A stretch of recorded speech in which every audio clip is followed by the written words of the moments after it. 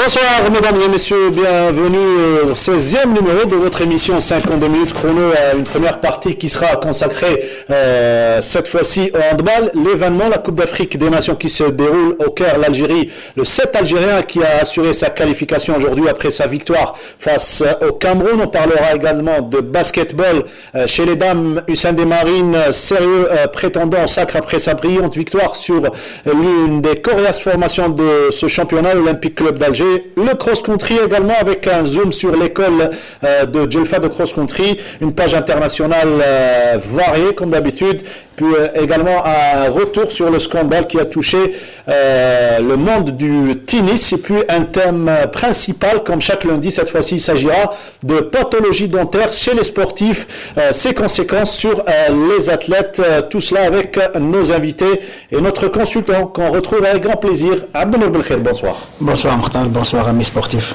Voilà, aujourd'hui on va parler de beaucoup de choses, surtout de cette Coupe d'Afrique des Nations de handball. Il vous a certainement manqué. Il s'agit de Nordin Hani qui nous a quittés après de 3 saisons de loyaux services. Cette saison, il revient à chaque occasion quand il s'agit surtout de handball. Un plaisir de vous retrouver, Nordin. Un plaisir qui est partagé. Ça fait plaisir de se retrouver donc, sur le plateau de Seconde de Chrono où j'ai vécu de belles années. Bonsoir à tous et donc bonsoir à toutes. Et vous n'êtes pas venu les Mavis d'aujourd'hui? Ah non, pas du tout. Qu'est-ce que vous avez ramené? Alors voilà, donc la surprise on l'a reçue, elle nous vient. Donc c'est une athlète qu'on avait découverte, vous vous rappelez, on avait parlé de Sabrina Bruni. Que vous avez fait découvrir au beaucoup du public. C'est Canal Algérie qui l'a fait découvrir. Moi j'étais quand même des serviteurs de Canal Algérie. Ouais. Et donc le papa de Sabrina est en Algérie et il est venu nous rendre visite et il nous a ramené ce présent que nous offre Sabrina Brouri. Eh bien, merci à Sabrina, merci à toute la famille Brouri pour ce joli cadeau. Il ne faut pas trop manger de sucre, puisque M. Abdelmajid Slimani est là, professeur Slimani, en pathologie dentaire et odontologie sportive. Bonsoir, c'est votre première. C'est un honneur de vous recevoir. Merci beaucoup. Moi aussi, c'est un très grand honneur d'être ici. D'autant plus que je suis avec un très très vieil ami que j'ai eu l'honneur de soigner, de voir, de consulter. Ne donnez pas la date, ne donnez pas l'année. Je ne donnerai pas la date. C'était à la fin des années 60. Voilà. Alors, monsieur Slimani, vous êtes odontologue, c'est bien... Odontologiste du sport. Très bien, odontologiste du sport. C'est quoi juste, vous allez nous expliquer, d'autant plus que vous avez côtoyé le monde sportif algérien depuis plus de 50 ans. Depuis plus de 50 ans, ce que je voudrais insister d'abord sur la spécificité du milieu buccal sportif au sein d'une ambiance de compétition. On a 2 entités qui sont extrêmement sensibles. L'ambiance de compétition en elle-même, je n'ai pas à le dire, mais à Belkhir, c'est une ambiance extrêmement sensible, pleine de stress. Et à l'intérieur de cette ambiance, vous avez une cavité buccale aussi qui est sensible. En période de compétition, elle prend un autre aspect. Elle est agressée par la sécheresse buccale, par la phobie des athlètes pour avoir du sucre et des boissons qui véhiculent du sucre et de l'acide qui détruit l'interne. Alors, dans toutes ces entités, quel va être notre rôle? Nous l'avons compris, malheureusement, 50 ans après, il y a encore de nouvelles idées qui arrivent. La dernière idée est sortie il y a à peine 1 semaine. On la laisse pour l'année 2016. Et quel est votre constat? Après plus de 50 ans que vous suivez les athlètes algériens surtout? C'est qu'il y a une amélioration. On ne donnait pas la cavité buccale. On ne donnait pas de l'importance de la cavité. Au début, ça a été très difficile. Au début, si vous faites un peu une petite historique, il faut voir que c'est une vieille histoire.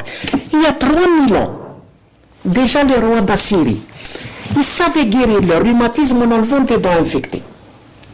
3000. En Algérie, on n'a que 50 ans de réflexion.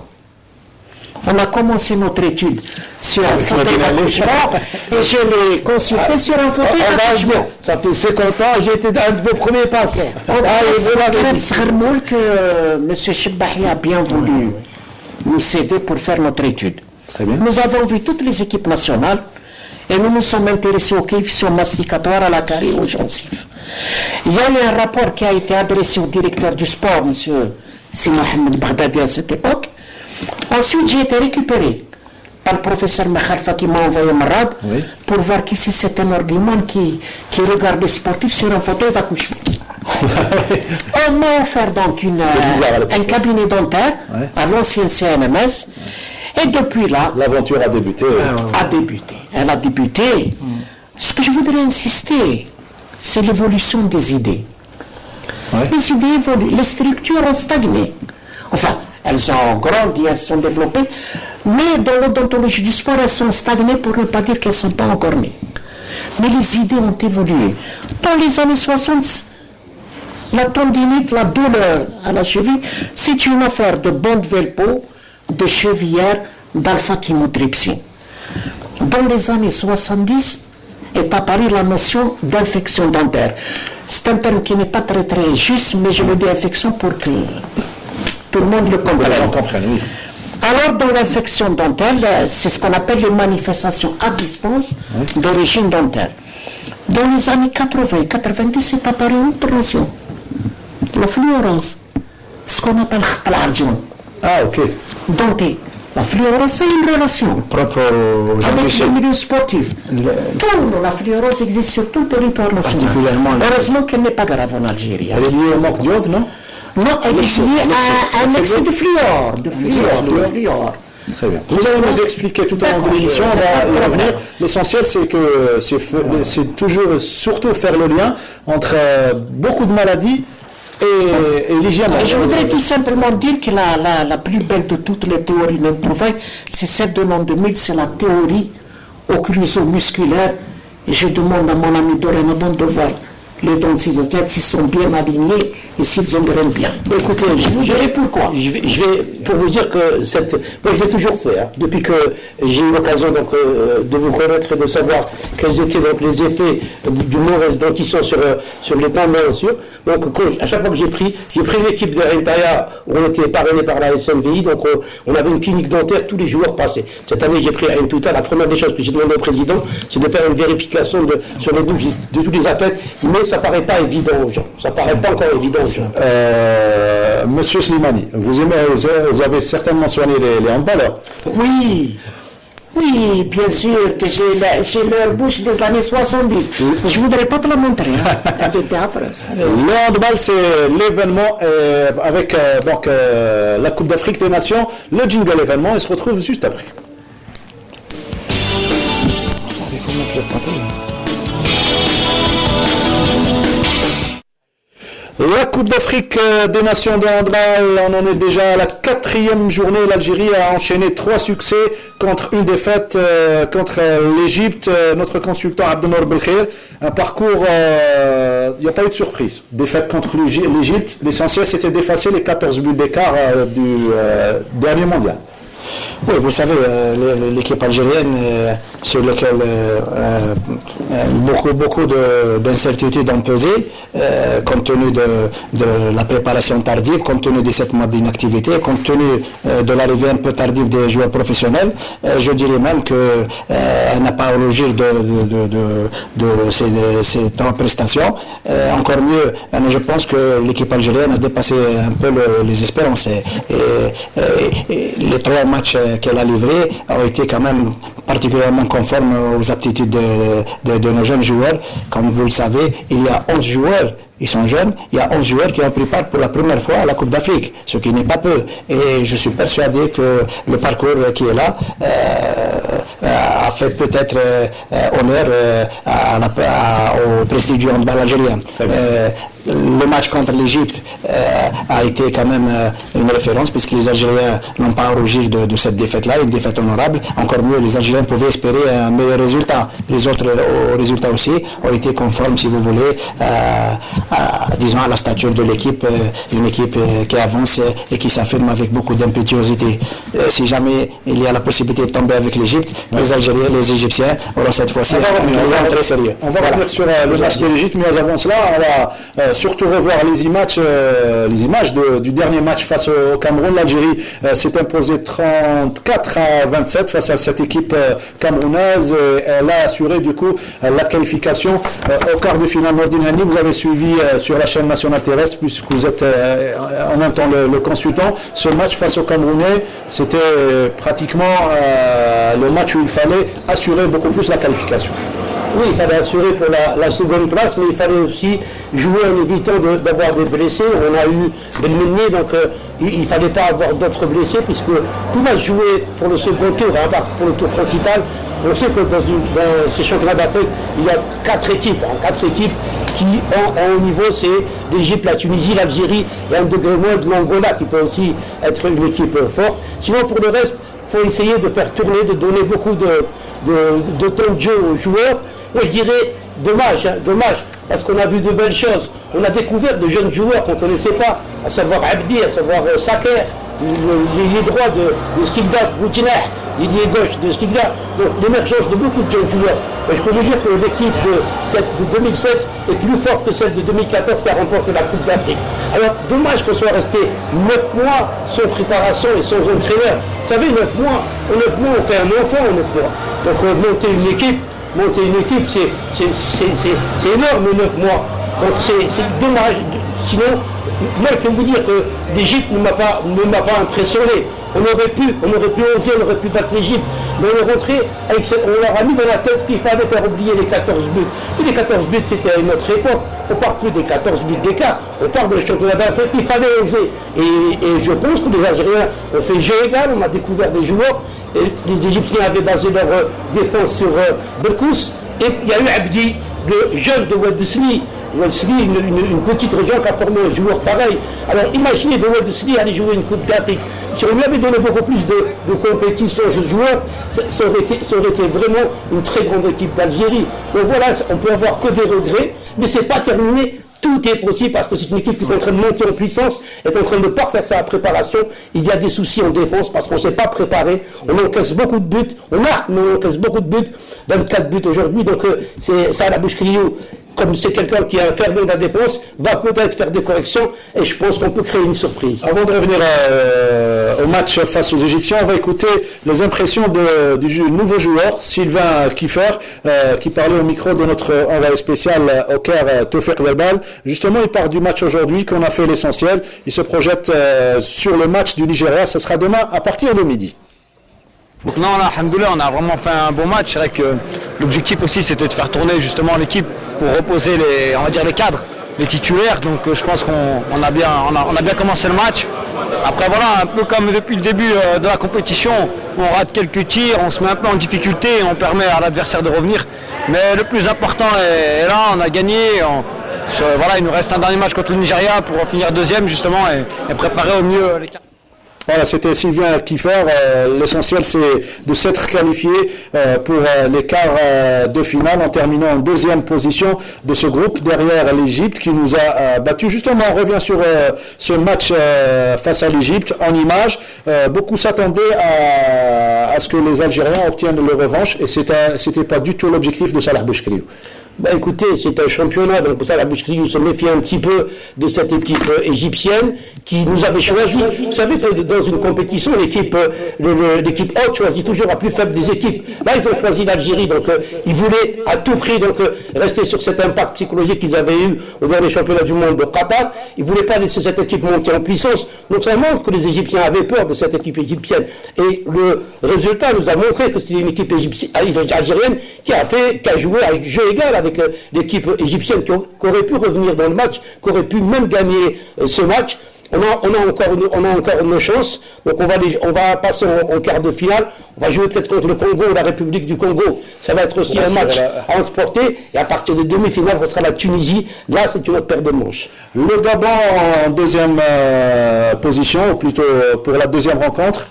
Là également, victoire face aux Gabonais, 11 buts d'écart. Il fallait gérer et surtout faire attention aux blessures, puisque le lendemain, il y avait un match face aux Marocains. Enfin, sans faire face, si vous voulez, au Gabon avec la fleur au fusil, les Algériens ont quand même géré un peu la répartition des efforts et évitant de prendre le moins de risques. C'est ce qui a fait que les Algériens, décontractés, pas stressés du tout, ont mené à bien leur évolution. Le score aurait pu être davantage plus important. J'espère que sur la lancée, les Algériens pourront aborder les prochaines joutes avec autant de sérénité et autant d'assurance. J'ai peut-être un petit bémol à signaler, comme je disais à mon ami Nordin, les Algériens ont tendance peut-être un peu à fléchir un peu dans les toutes dernières longueurs du match. J'espère que Bouche-Clio, en spécialiste averti, trouvera les remèdes pour motiver sa troupe et éviter que la défense algérienne ne soit pas beaucoup hermétique dans les tout derniers moments de la rencontre face à l'Égypte. C'est ce qui a pesé un peu lourd dans la différence de but. Les Égyptiens ont usé un peu de force à l'approche des 6 mètres et des 9 mètres et bien souvent ils ont marqué par l'axe. Ça a été un peu la différence au niveau du physique et du mental. Le prochain match, les Algériens peut-être prendront les armes qu'il faut pour y remédier. Voilà, ça c'était face au Gabon. On est loin de l'ambiance de Qatar 2015, ou l'ambiance négative après la lourde défaite face à l'Égypte. Mais très très loin. Et on ne s'attendait vraiment pas à de voir un visage pareil. Parce que je vais vous dire, les meilleurs joueurs au niveau du système défensif algérien, la 3-3, c'est des joueurs qui jouent ensemble depuis très longtemps. Mais la mise à la retraite de Boudrali, qui est devenu adjoint, Kadesh, qui est un titulaire au niveau de la défense, qui était blessé.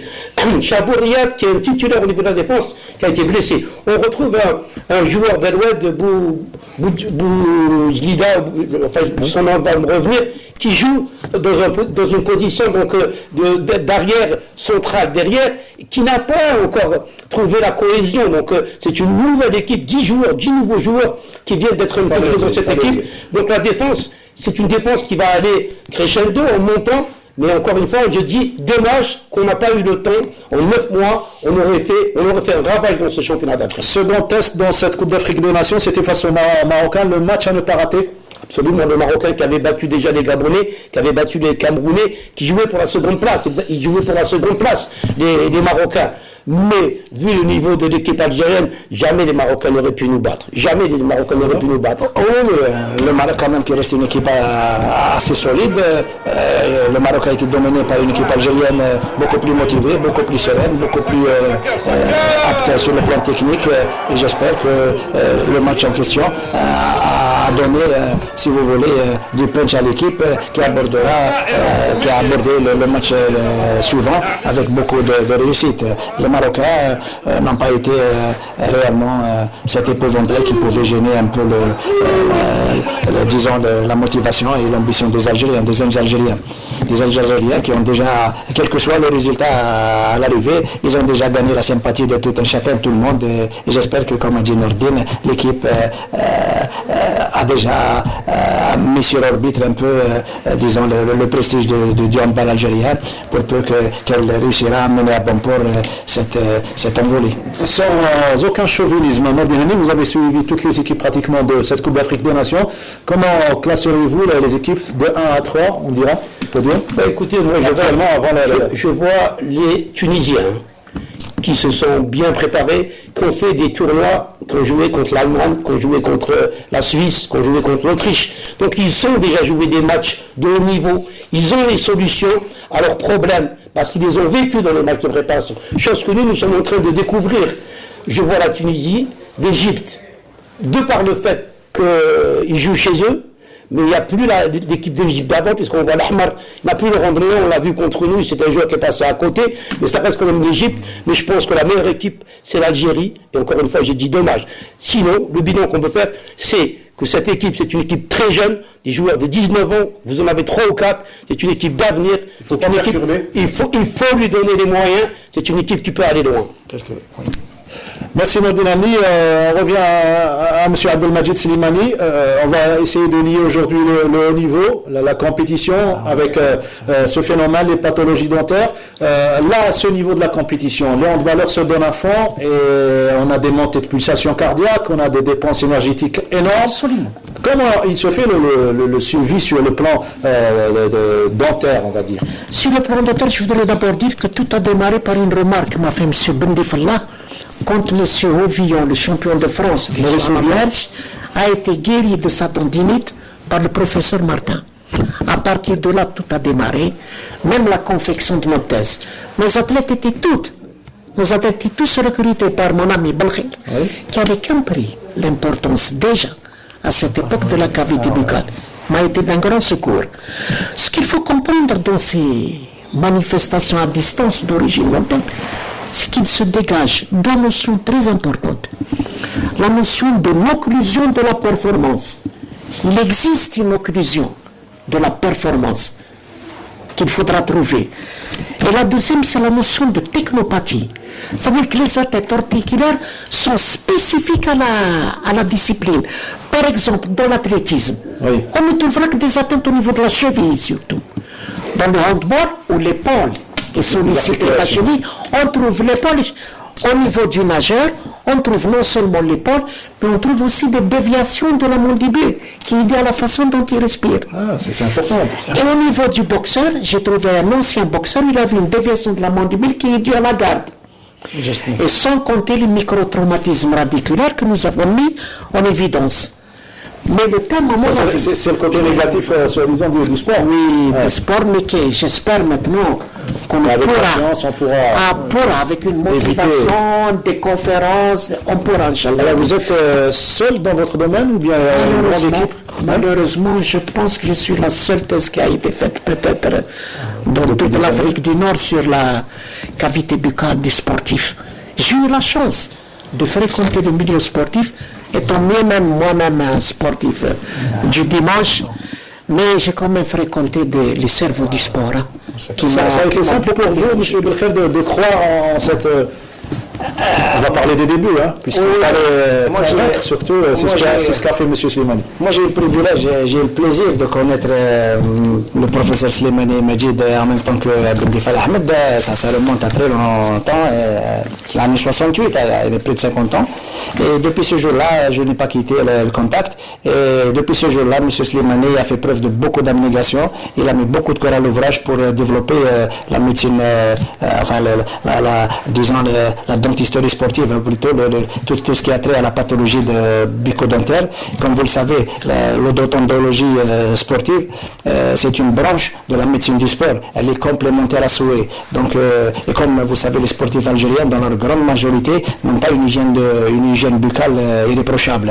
Ils ont des caries, ils ne donnent pas d'importance. Ils ont des caries, ils ont une érosion dentaire qui bien souvent les bloque pour ce qui est de la performance, pour ce qui est de leur progrès en matière de résultats sportifs. Et je souhaite vivement que les connaissances approfondies de M. Slimani pourront pour une fois apporter énormément de soutien à la médecine du sport, aux sportifs algériens, parce que tout ce qu'il fait pour l'instant n'est pas mis en lumière, et il a beaucoup de volonté pour réussir dans sa tâche, pour peu qu'on lui tende, si vous voulez, la fait partie de la prise en charge de l'athlète de haut niveau d'élite. Vous vous rappelez à un certain moment, Nordin Morsli, Boulmarqa, ils ont découvert ça peut-être à l'étranger, puisqu'ils ont mené une vie d'athlète de haut niveau, et là, ce type de science, il y a énormément de traumatologie dans la bouche du sportif algérien. Il est beaucoup mieux placé pour en parler, M.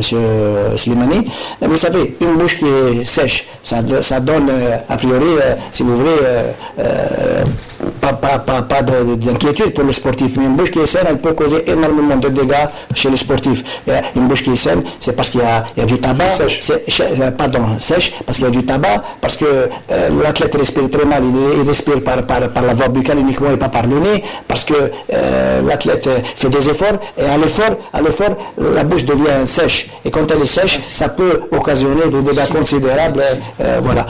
Donc je souhaite vivement que les clubs algériens, du moins ceux de l'élite nationale, notamment pour ce qui est des sportifs de haut niveau, et dans leur clinique sportive ou dans leur service médical, aussi bien des connaisseurs, des spécialistes en matière de médecine du sport, mais également des chirurgiens dentistes qui pourront mener, parce que le chirurgien dentiste se doit de conseiller, d'assurer l'entretien, le suivi, et si vous voulez, la prise en charge médicale pour le sportif algérien. Nous, on en parle en 2016. Les pays développés dans le monde du sport, la première des choses qu'ils font, c'est des soins dentaires.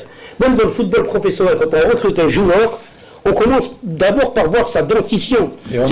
Puisqu'on a parlé de Sabrina Bruri, on la salue au passage, dernièrement, son papa et elle également nous a confié qu'il y avait d'abord un suivi sur le plan médical. Absolument, elle a un médecin propre à elle, elle a un dentiste qui la suit, elle a tout un staff qui est derrière.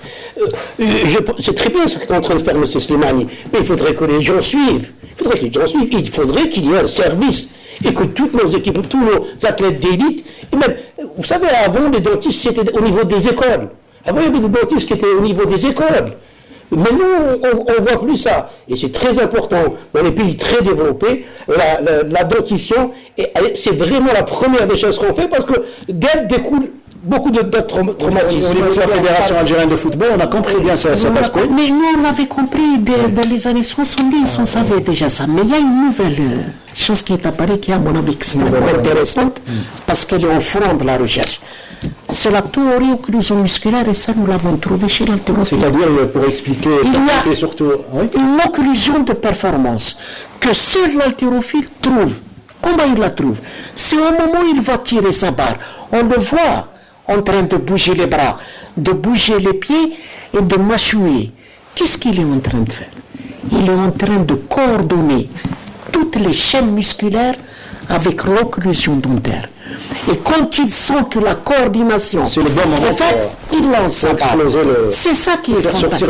Et cette théorie occlusale, on l'a étudiée, elle peut faire augmenter jusqu'à 20% du rendement du handballeur. Ça a été étudié. Ça, c'est une nouvelle branche qui est passionnante parce qu'elle nous offre voir vers toutes les fonctions où la fibre musculaire est sollicitée. Alors justement, parce que la bouche est le chef d'orchestre. Puisque vous parlez de pourcentage, est-ce que vous avez une étude estimative des athlètes qui ne se soignent pas sur le plan dentaire algérien? Ça varie au fil des années. Dans les années 60, tout le monde. Tout le monde. C'était du 100%. Et donc maintenant, même sur le plan général, on y a une amélioration. L'athlète, quand il a un athlète de haut niveau, il y a d'autres motivations qui dépassent la santé, qui sont là. Donc il va absolument avoir tous les atouts de son côté. Mais avec cette théorie occlusion musculaire, il faut regarder l'occlusion de vos athlètes et je suis prêt à venir vous dire comment il faut le faire. Parce que le débat est passionnant avec vous, M. Abdelmajid Slimani. On revient à l'actualité, si vous le permettez, et après on fera un retour sur cette science qui est importante et intéressante pour les athlètes. On parle de basketball et la 12e journée de la division nationale dames, dominée par le match sous le signe de la revanche entre l'Olympique Club d'Alger et USND Marine, les USNDN qui avaient, souvenez-vous, battu les Olympiennes lors de la phase aller, et ça a été le cas lors de la phase retour, comme nous l'explique notre journaliste Siham Knouch. Une rencontre sportive à la salle omnisport de Hydra, le premier match de la phase retour du championnat d'Algérie dames. C'était un derby algérois, l'Océa face au HDM, qui, contrairement au match aller, la domination des filles de Hussein Marine était de taille. 10 points d'écart à la fin du premier carton, 14 à la mi-temps. Le résultat final était de 76 à 49. L'entraîneur du HDM, Mokhtar Ben Abbas, très fier de ses filles, parle de la présence des deux Congolaises qui a donné un nouveau souffle à ces éléments. Maintenant, on a entamé la deuxième phase retour de notre championnat. Et aujourd'hui, vraiment, les filles, elles ont appliqué ce qu'il fallait. Et par rapport à l'aller, quand même, on a progressé. Et en plus de ça, c'est vrai que pendant toute la partie du match, on a raté le troisième carton. Et on s'est rattrapé quand même vers le quatrième carton. On a fait la différence. Et bravo à toutes les joueuses.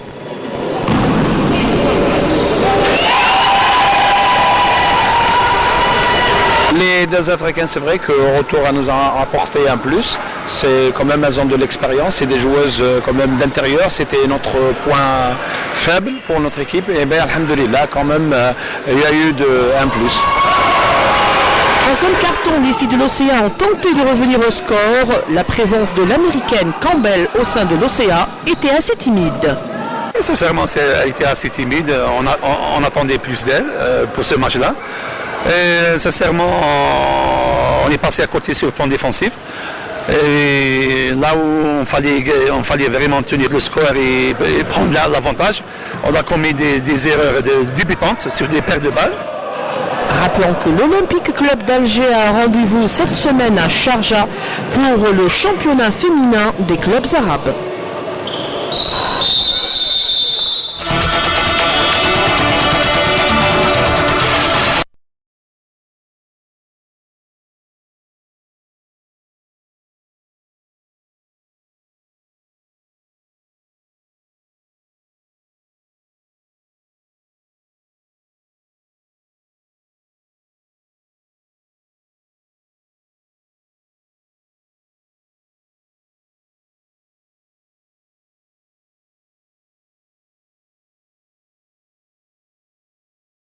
Résultat de cette 12e journée du championnat national féminin, la deuxième de la phase retour. Le GSP mène le bal toujours avec 24 points et Hussein Desmarines deuxième et troisième l'Olympique Club d'Alger. Les pétroliers et les pétrolières qui ont battu largement El Biar 98 à 17. Toujours concernant les sports collectifs, sachez que le président de la fédération algérienne de basketball, Rabah Bouarifi, a jeté dimanche dernier un pavé dans la mare en révélant une possible suspension des championnats nationaux de basketball, de volley et de handball en guise de contestation d'un article paru dans le décret exécutif du 15 décembre dernier régissant la vie des clubs et des associations. Une réaction sur cet article qui dit qu'il est désormais interdit de payer les athlètes, qu'un président de club qui paye des athlètes soit on est amateur, soit on est professionnel. On en avait déjà parlé. Nous n'avons pas de statut, à part le football, nous n'avons pas de statut d'équipe professionnelle. Donc là, ce qu'on est en train de dire, c'est-à-dire qu'on dit la subvention qui est donnée au club par les pouvoirs publics doit servir pour la formation, pour d'autres facteurs, et non pas pour donner des salaires. Qu'est-ce qui se passe dans les clubs? Dès qu'il y a de l'argent qui rentre, on distribue des salaires aux joueurs. Mais cela, il fallait le dire il y a longtemps. On a laissé des habitudes. Donc maintenant, c'est plus possible de revenir en arrière. Donc il faut trouver une solution, passer carrément au professionnalisme et rendre les autres disciplines professionnelles comme le football. Sinon, on ne va pas s'en sortir. Parce que si vous arrêtez de payer les joueurs, plus personne ne va jouer. Réaction aujourd'hui, réunion de coordination entre les présidents de clubs, volleyball, basketball et handball. Une commission a été installée, composée de M. Ben Alioua, président du NAS du CND, Kharaï Sia, président de Borj Barij volleyball, Ben Marsoula, président du handball club d'El Biar, et M. Huss Mohamed, président du Pokchlef, ainsi que Ayadat, président de Borj Barij basketball. Ils vont demander une audience en extrême urgence au ministère de la Jeunesse et des Sports. Probable boycott des joueurs pour les prochaines journées de championnat. Réaction à Abdelnaoul Khair. Je pense qu'il aurait été beaucoup plus souhaitable d'attendre la fin de saison pour trouver éventuellement, si vous voulez, un terrain d'entente qui pourrait servir le sport algérien, notamment dans les sports collectifs. Mais prendre une décision comme ça, je pense que c'est une décision qui peut-être n'est pas mûrement réfléchie. Et ça pourrait considérer comme... Quelle est la solution de recherche? La solution, c'est de trouver des solutions de rechange qui pourraient satisfaire l'ensemble des parties. Entre autres, par exemple, peut-être des primes en fin de saison pour les meilleurs. Mais il faut savoir que chez les joueurs, c'est leur gagne-pain. Il y a des joueurs qui sont pères de famille et puis les privés de la manne financière, même minime soit-elle, serait un peu de les mettre dans une situation socio-professionnelle embarrassante. Comment imaginer la suite de cette affaire, puisque là carrément les athlètes menacent de boycotter le championnat? Il faut qu'il y ait une décision d'abord du ministère des Sports, parce qu'on a laissé faire. Il faut dire que les masses salariales au niveau des clubs sont très très importantes. Donc toute rentrée d'argent des pouvoirs publics, que ce soit des JS ou bien des autorités locales, vont directement pour les salaires. Moi, je peux vous donner un exemple. J'ai été à Etouta, j'ai travaillé pendant 4 mois. On avait un problème de chaudière pour un petit appareillage qui devait coûter 10 000 dinars. Ça n'a pas été réparé, mais les joueurs touchaient leur dû. Donc c'est tout ça. Il n'y a plus d'argent pour la formation, il n'y a plus d'argent pour le développement. Donc ça devient maintenant un casse-tête. On a donné des habitudes. Ça fait des années que ça dure, qu'on paye des joueurs. On ne peut pas venir maintenant leur dire non, il faut arrêter, vous payez plus des joueurs. C'est-à-dire que maintenant, vous trouvez une solution et passez carrément au professionnalisme et que les présidents de club aussi travaillent un petit peu sur le sponsoring. travaillent un petit peu, qu'ils aillent chercher la masse salariale ailleurs que chez les pouvoirs publics. Vous parlez de professionnalisme, on va découvrir le vrai à travers la page internationale avec Khalid Ahmed qui va nous rejoindre sur le plateau.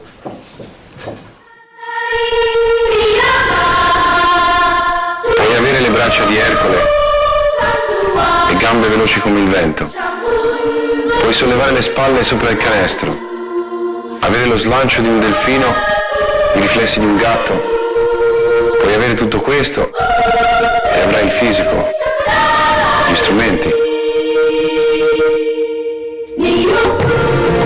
Ma non avrai la grandezza finché non capirai che il muscolo più forte è il cuore. Per me questa è l'anima delle Olimpiadi.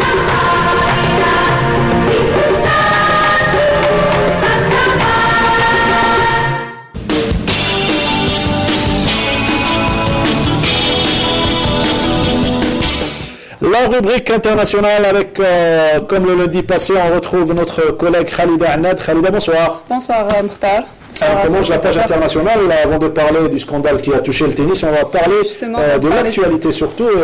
Commençons par le tennis d'abord. Donc le tennis avec l'Open d'Australie qui a débuté le 18 janvier dernier. On ira faire un tour du côté du cyclisme toujours en Australie avec le Tour Down Under d'Australie, ça s'appelle comme ça. Oui. Et puis on verra le Rallye Monte Carlo, tout ça avec Rochdi Abdallah Khouja. Ça va venir. Le Britannique Andy Murray s'est qualifié pour les quarts de finale de l'Open d'Australie en battant Bernard Tomic, 17e mondial en 3-7, 6-4, 6-4, 7-6. Il reste invaincu contre des joueurs australiens en 17 matchs.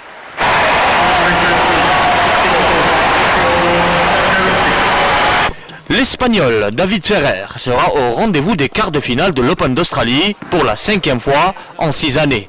Grâce à sa victoire sur le géant américain John Isner en 3-7, 6-4, 6-4, 7-5.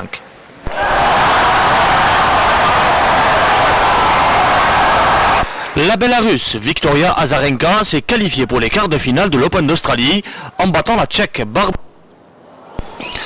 Malgré qu'il est le number 1 du tennis mondial, Novak Djokovic a failli tomber dans le piège du français Gilles Simon avant de se tirer d'affaire en 5-7, 6-3.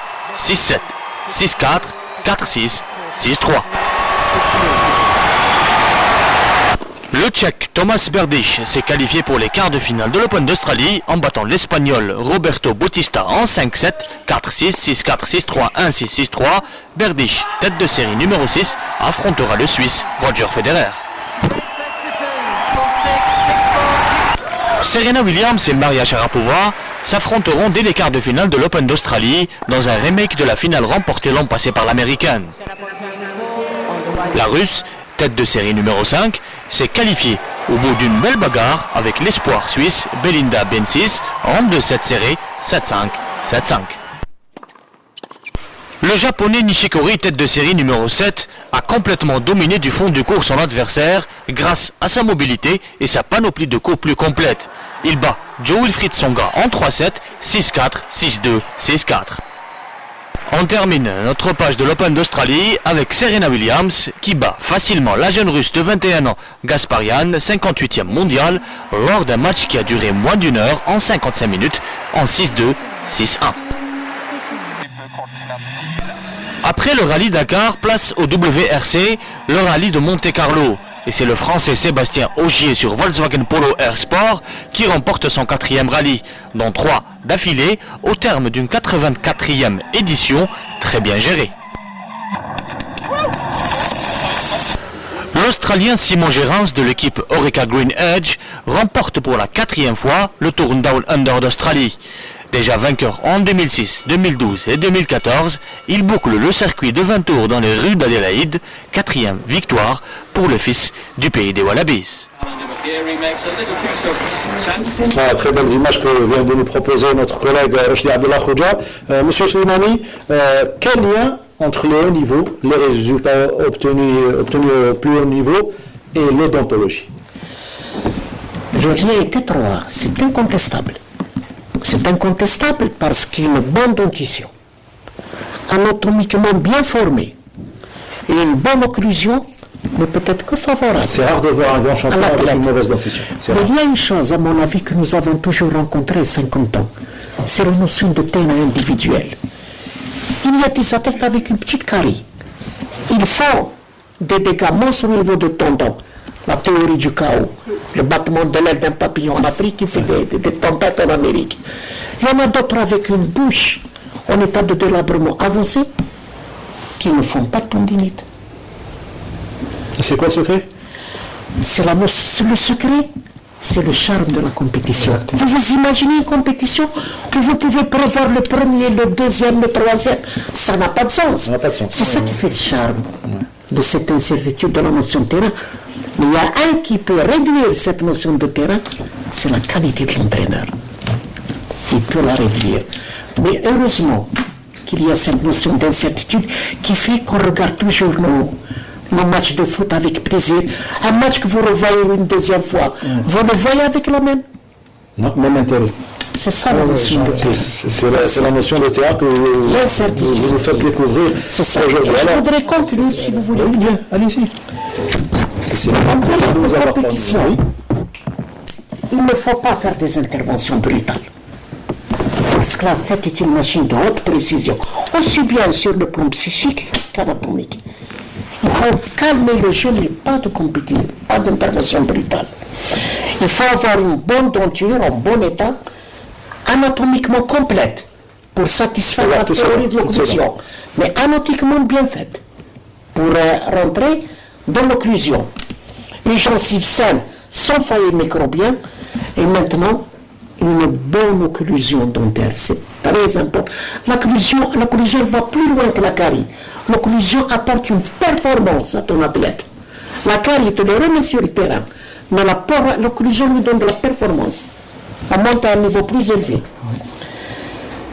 Et il faut une hygiène buccale, l'entretien normal de la brosse à dents, mais il y a une hygiène buccale. C'est lequel je voudrais attirer l'attention. Parce qu'il provoque la salivation. Comme je l'ai dit, la salivation, c'est la veine W50 des muscles buccaux qui fonctionnent bien et par voie de conséquence, toutes les chaînes musculaires fonctionnent très bien. C'est l'hygiène buccale traditionnelle. Il n'y a pas besoin de brosse à dents, il n'y a pas besoin de...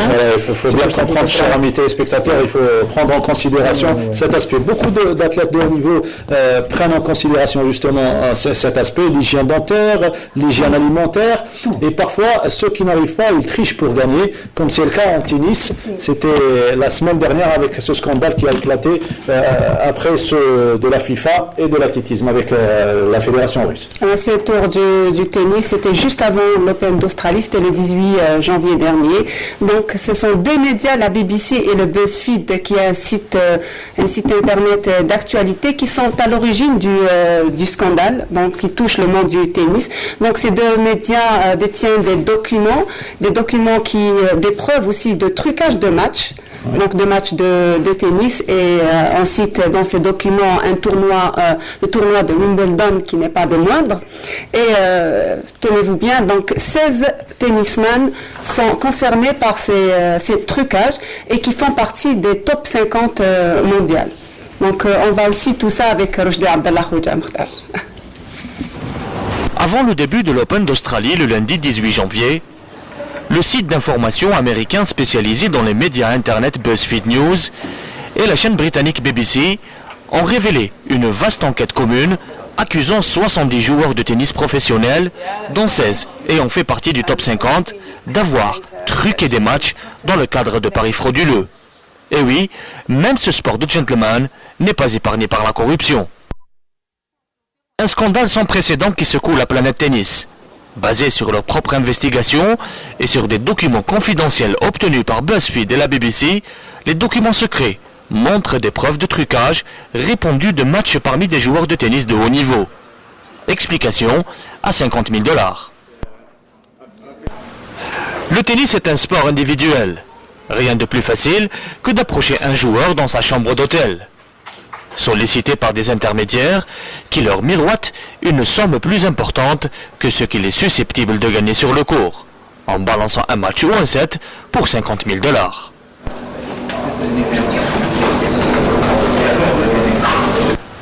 Les réseaux de Paris, en Russie et en Italie ont gagné des centaines de milliers de livres sterling en plaçant des paris très suspicieux sur les scores des matchs, y compris à Wimbledon et Roland-Garros. BuzzFeed News a par ailleurs analysé les données de paris de 26 000 matchs de tennis entre 2009 et 2015. Selon la BBC et BuzzFeed, parmi ces documents figurent des détails des enquêtes menées en 2007 par l'ATP. Une enquête a été faite, ce qui a révélé que des joueurs ont été approchés par des syndicats de paris en Sicile, en Italie et en Russie. Ils fixent des dates des matchs et le prix à payer. Nous avons pu intercepter des SMS entre les joueurs suspectés et ces syndicats de paris. Et l'ATP n'a rien fait, elle n'a pas enquêté et ces mêmes joueurs trafiquent encore. And this was all given to the authorities and they did absolutely nothing. They've admitted to us they didn't investigate that evidence. And we can see from our other files that the same players' names often are coming up again and again. Une cellule anticorruption, la Tennis Integrity Unit, a été mise en place en 2009. L'ATP a introduit des règles anticorruption, mais celles-ci ne permettent pas de poursuivre des délits antérieurs à leur entrée en vigueur. Selon BuzzFeed et les médias britanniques, 8 des joueurs incriminés mais non punis par l'ATP sont à Melbourne. Car impossible d'épingler ces joueurs sans l'accès aux données bancaires, téléphoniques ou informatiques pour prouver un lien entre les joueurs et les parieurs. Après l'athlétisme et le football, c'est le tennis qui est à son tour dans l'œil des cyclones. Et une seule question demeure, comment préserver l'intégrité du sport ? Voilà, une question auquel répondra les spécialistes bien évidemment. Affaire à suivre. Réaction rapidement. Ben Al-Bukhaï, Mordihani. Comme tout un chacun le sait, vous savez, la corruption, c'est le même fléau que le dopage. Il est encore beaucoup plus difficile d'éradiquer, compte tenu de l'impossibilité d'avoir, disons, un contrôle concret et palpable. C'est difficile, c'est pas comme le doping. Le doping, on peut par voie des analyses, on peut éventuellement mettre la main sur les tricheurs. Mais là, c'est difficile. C'est un fléau qu'il faut combattre avec une lutte sans merci. Et puis, c'est pas le propre du tennis ou du football. C'est plusieurs disciplines et plusieurs pays à la fois. Donc, il faudrait que ça relève carrément du pénal, parce que sinon, on ne peut pas endiguer ce fléau qui monte des proportions. C'est toujours les organes de presse qui provoquent le déclic. C'est un fléau qui existe depuis la nuit des temps, c'est pas nouveau. Mais là, c'est des organes de presse qui menent beaucoup plus d'investigation, beaucoup plus d'accès. On a parlé de tennis, on peut parler de handball. Il y a eu le match truqué de Montpellier. Karabatic a été incriminé dans une histoire où sa femme a été faire des paris alors qu'ils ont donné un match. Ouais. Donc ça existe depuis la nuit des temps, sauf que maintenant, les journalistes ont plus. Et donc, je pense que c'est quelque chose qui est en train un petit peu de pourrir le sport, qui a changé complètement. C'est devenu des enjeux. Donc, beaucoup d'argent est dans le sport et donc ça va faire beaucoup plus de tentation. Alors, on parle de cross avant de terminer, bien évidemment, avec le cross, la 8e étape, la 9e étape du challenge national de la Fédération algérienne d'athlétisme, cette fois-ci en ruine romaine, donc c'était à Batna, mais là, on revient s'il vous plaît, donc pour parler des vainqueurs, Nadir Gosmia qui a gagné, qui est de Soukaras, et Hadda Souadia de Borj Baïch qui ont gagné cette étape, sans image puisque le caméraman s'est blessé sur le parcours, espérant donc beaucoup plus de peur que de mal pour notre caméraman. C'est pour ça que nous n'avons pas des images. Mais à présent, on va parler de la couverture médiatique au niveau du cross-country. Il n'y a pas beaucoup de journalistes qui sont spécialisés dans le domaine, mais le peu qu'il y a déjà sont chaque week-end sur les parcours de cross. Enfin, comme ça l'a toujours été, c'est le football qui prend la part du lion en matière de couverture médiatique. Il y a une certaine ségrégation et le monde n'est pas très fort. Pour ce qui est de la couverture médiatique concernant l'athlétisme et le cross en particulier, le peu de journalistes sportifs qui sont sur le terrain, ce sont des anciens athlètes, parce qu'ils sont animés d'une passion qui est dévorante. Je prends le cas de Abdou Segouani, je prends le cas de Kamel Temmam, je prends le cas de Mokhtar Hammani, et de handball. Nordin a été athlète aussi, à pas uniquement donc c'est par passion beaucoup plus qu'ils le font. et j'espère qu'ils auront toujours la fougue, la force et puis l'amour pour la discipline, parce qu'on ne peut pas imaginer une compétition d'athlétisme comme une compétition quelconque sans couverture médiatique, sans presse sportive. Et contrairement à ce qu'on pensait, il y avait beaucoup de journalistes lors du cross de Faleha la semaine dernière à Tizi Ouzou. On va constater sur les images que nous avons. On va écouter Kamal Timmam, le rédacteur en chef de la rédaction sportive de la chaîne 2, et Abdou Sawani qui nous parle de la présence médiatique dans les cross-country, dans les différentes étapes de cross-country.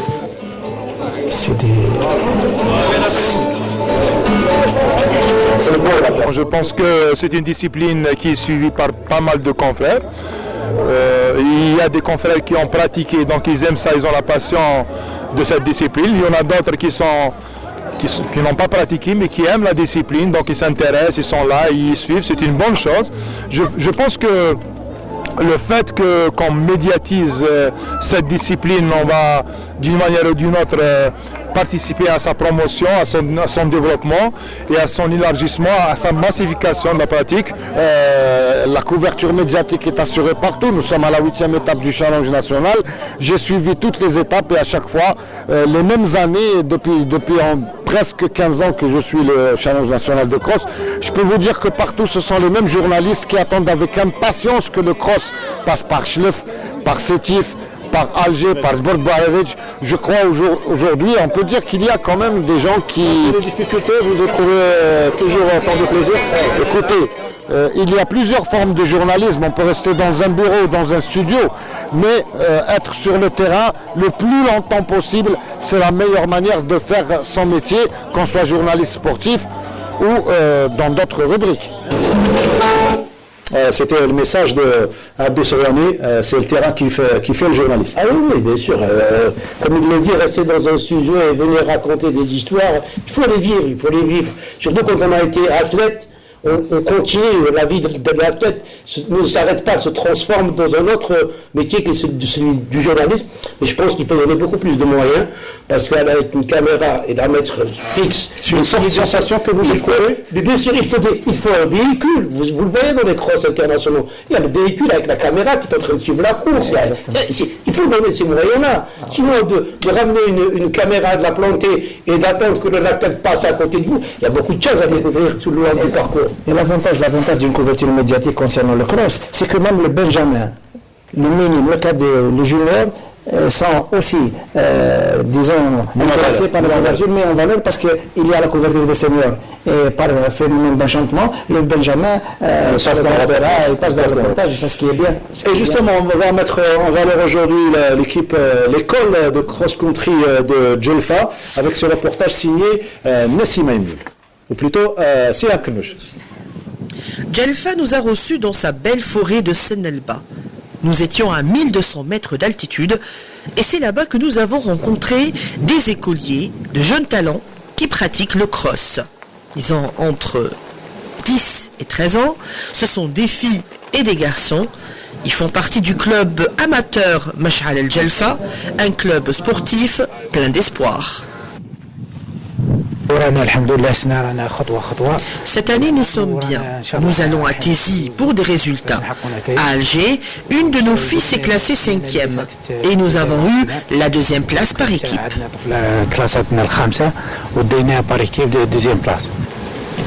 L'altitude dont jouit la ville de Djelfa est un véritable atout pour développer le cross et former de bons athlètes. Monsieur Louali a donné des consignes à la DJS et aux différentes ligues afin de créer cette école dont le but de développer le cross dans la wilaya de Djelfa. Les enfants pleins d'espoir nous ont même parlé de leurs idoles. وكيفاش كنت بديت تولي كما قلت لي حابه نولي كيما نوريه بالندى مرة. وين انت حبيبي؟ اتمنى ان اكون مثل العداء نور الدين المرسلي.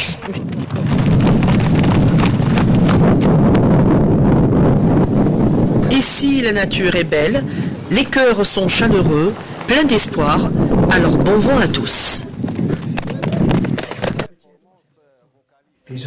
Très beau reportage signé Siham Knouch et Nassima Ibnou. Siham Knouch, la fille de notre ami, un grand monsieur du sport. Un grand monsieur, c'est dommage que M. Knouch Hassan soit encore marginalisé parce qu'il peut rendre énormément de services au sport algérien compte tenu de ses larges compétences, de son sérieux et puis c'est surtout de sa passion pour le sport et pour les cadres du sport algérien. Concernant Djelfa, si vous permettez, Mokhtar, c'est un pôle de développement important. Djelfa, tout comme le haut plateau, comme Sila, comme Bayad, comme Saïda, le bord, tout ça.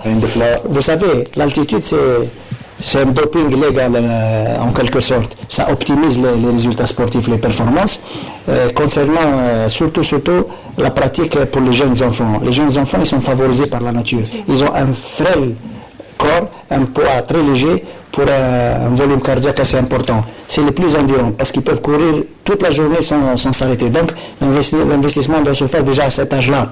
Et Djelfa, tout comme les autres régions des hauts plateaux algériens, il faudrait créer un pôle de développement sur place, offrir tous les moyens possibles à ces jeunes adeptes, à ces jeunes pousses, de manière à leur permettre d'avoir un cursus athlétique assez réussi. Et je suis persuadé que les jeunes de ces régions-là peuvent faire mieux que les Kenyans, que les Éthiopiens, les gens de l'Afrique de l'Est. Il y a aussi les conditions atmosphériques, le climat, il y a aussi la situation géographique, il y a les habitudes sociétales qui favorisent, si vous voulez, l'éclosion et l'avancée de ces jeunes. La soirée Awards du comité olympique algérien pour désigner les meilleurs athlètes de l'année 2015. Vous étiez présent à l'hôtel Hilton, c'est bien cela. Flissi, Boufeddan et Rouba, sacrés meilleurs athlètes de l'année 2015. On va découvrir cela en images, sans surprise, bien évidemment. Flissi qui, par rapport à sa médaille de bronze au dernier championnat du monde de boxe, termine premier. Les deux athlètes féminines, à savoir Boufeddan et Rouba, aviron et gymnastique conjointement en première position. Une satisfaction pour vous, personnellement, Noldinani, il y a quelques années de cela, lors de la première saison de 52 chronos, vous insistiez pour nous faire découvrir Majda Chibaraka qui vivait au Brésil. Personne ne la connaissait, elle avait 11 ans seulement, et là, à 15 ans, elle termine avec 2 belles médailles d'or aux derniers Jeux africains de Congo-Brazzaville. Et c'est une fierté, bien évidemment, pour vous. Absolument. Après des années, on a montré qu'on avait raison. À cette époque-là, on avait fait des découvertes à Canal Algérie. On avait parlé de Sabrina Broudi qui est en train de réaliser d'excellentes performances. Et également de Majda Chibaraka, que j'ai connu puisque son père a joué au handball avec moi, son ancien handballeur, à Moukhader. Et donc, on en avait parlé à l'époque. Personne ne voulait y croire, Et puis voilà, donc Majda qui est en train de prouver qu'à un âge, donc à un jeune âge, est en train de battre des records seniors. Donc c'est une bonne chose pour Majda Chibaraka. Mais je pense, moi, je vais dire une chose, je pense qu'il y a eu des oublis dans ces consécrations parce qu'il y a également des jeunes qui ont fourni beaucoup d'efforts, qui ont fait des performances dans des disciplines qui ne sont pas connues et qui n'ont pas été citées. On peut les citer, hein. Donc il faut cinquième au décathlon. Je peux parler de Sidi Ali Bodina qui qualifie pour la première fois dans une discipline qui est inconnue, l'aviron, qui va aller aux Jeux Olympiques, qui a été 3 fois champion d'Afrique. Également. Absolument. Donc je pense qu'il ne faut pas s'arrêter sur un seul athlète pour dire que c'est le meilleur. Dans des consécrations pareilles, il faut qu'il y ait montrer tous ceux qui sont en train de travailler, de faire des efforts. Mais je pense que c'est aux fédérations d'essayer d'imposer leurs athlètes. La dernière minute qui reste, on va féliciter tout le monde, bien évidemment, notamment l'équipe nationale militaire pour son sacre, donc le général Mohamed Benziane pour un petit peu le prix spécial qui a été concerné, puis également meilleure équipe handisport féminine, handi basket qui a pris le meilleur premier prix, ainsi que d'autres athlètes. Un hommage spécial rendu donc au premier champion paralympique, à savoir Mohamed Allak, à qui on souhaite un prompt rétablissement. La dernière minute, on la termine avec le professeur, Monsieur Slimani, en 1 minute, juste pour terminer. Certainement, vous avez des messages bien... Oui, à partir du moment où l'ADO est un véritable référentiel spatio-temporel et informationnel qui passe par l'un des nerfs les plus réflexogènes de l'organisme. La sensibilité est telle qu'en occlusion ressent le millième du millimètre. C'est pour cela que je demande qu'il y ait une canalisation de toute la matière grise au sein d'une société algérienne d'odontologie du sport pour s'attaquer à ces problèmes. Voilà, c'était le message de M. Slimani. Si je peux dire un mot, c'est pour parler de l'ancien athlète, ancien balleur, tout le monde connaît Galès Slimani qui doit se faire opérer, à qui je souhaite un prompt rétablissement. Voilà, prompt rétablissement pour Slimani Galès. Rapidement, information, donc la compétition de VTT. Voilà, j'ai du plaisir à lancer.